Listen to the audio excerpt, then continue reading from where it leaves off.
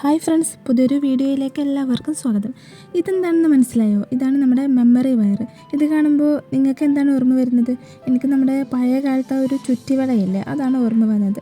നമുക്ക് ഇതിൽ നിന്നും നമ്മളെ ഇഷ്ടമുള്ള അത്ര കട്ട് ചെയ്തിട്ട് നല്ല അടിപൊളി വളയൊക്കെ ചെയ്തെടുക്കാൻ പറ്റും. എങ്ങനെ ചെയ്തെടുക്കുന്നതെന്ന് നോക്കാം.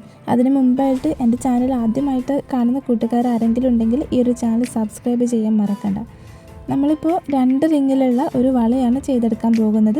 അതുകൊണ്ട് തന്നെ ഈ ഒരു 2 റിങ്ങായിട്ട് ഇതുപോലെ നമ്മളൊന്ന് കട്ട് ചെയ്തെടുക്കുന്നുണ്ട്. ഈ ഒരു വയറിൽ നല്ല അടിപൊളിയായിട്ട് ബീഡ്സൊക്കെ വെച്ചിട്ട് വളരെ സിമ്പിളായിട്ട് തന്നെ നമുക്ക് വളയെല്ലാം ചെയ്തെടുക്കാൻ പറ്റും.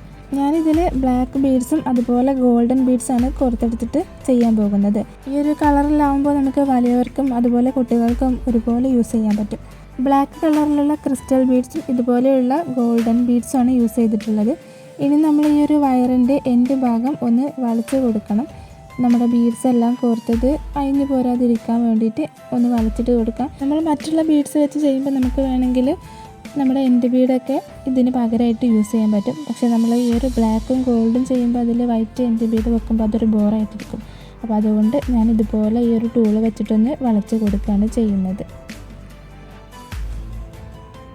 ഈ ഒരു രീതിയിൽ നമ്മളൊന്ന് വളച്ച് കൊടുത്തിട്ടുണ്ട്. ഇനി നമ്മൾ ഓരോ ബീഡ്സായിട്ട് ഇതിലൊന്ന് കോർത്ത് കൊടുക്കാം.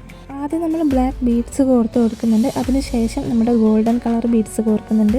ഈ ഒരു രീതിയിൽ നമ്മൾ ഓരോ ബീഡ്സും ഇടവിട്ട് ഈ റിങ് ഫുള്ളായിട്ട് കോർത്തെടുക്കുന്നുണ്ട്. ഇതുപോലെയാണ് നമുക്ക് കിട്ടിയിട്ടുള്ളത്. അവസാനം നമ്മൾ ഇത്രയും ഭാഗം ബീഡ്സ് കോർക്കാതെ ഒഴിച്ചിട്ട് കൊടുക്കുന്നുണ്ട്. ശേഷം നമ്മൾ ആദ്യം ചെയ്തതുപോലെ ഈ ഒരു രീതിയിലൊന്ന് വളച്ച് കൊടുക്കുന്നുണ്ട്. ഈ ഒരു രീതിയിൽ വളച്ചിട്ട് നമ്മളൊരു റൗണ്ട് ഷേപ്പിലാക്കി എടുക്കുന്നുണ്ട്.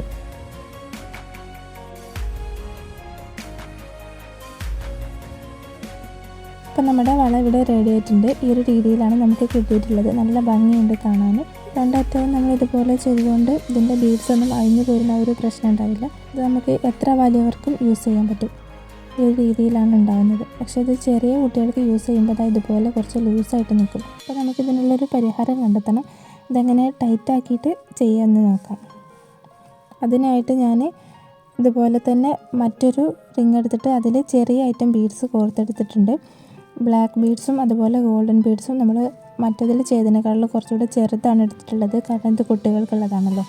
എന്നിട്ട് അതിൻ്റെ അറ്റം നമ്മൾ ലാസ്റ്റ് ബീഡ്സ് കൊടുത്തതിന് ശേഷം ഇതുപോലെ തന്നെ ഒന്ന് വളച്ച് കൊടുക്കുന്നുണ്ട്. ഒന്ന് റൗണ്ട് ഷേപ്പിലാക്കിയിട്ടൊന്ന് ഉള്ളിലേക്കാക്കിയിട്ട് കൊടുക്കുന്നുണ്ട്. അങ്ങനെ ഈ ഒരു രീതിയിലാണ് നമുക്ക് കിട്ടിയിട്ടുള്ളത്. ഇത് നമ്മൾ റിങ് കട്ട് ചെയ്തെടുക്കുന്ന സമയത്ത് 2 റിങ് ഫുള്ളായിട്ട് കട്ട് ചെയ്തിട്ടില്ലായിരുന്നു.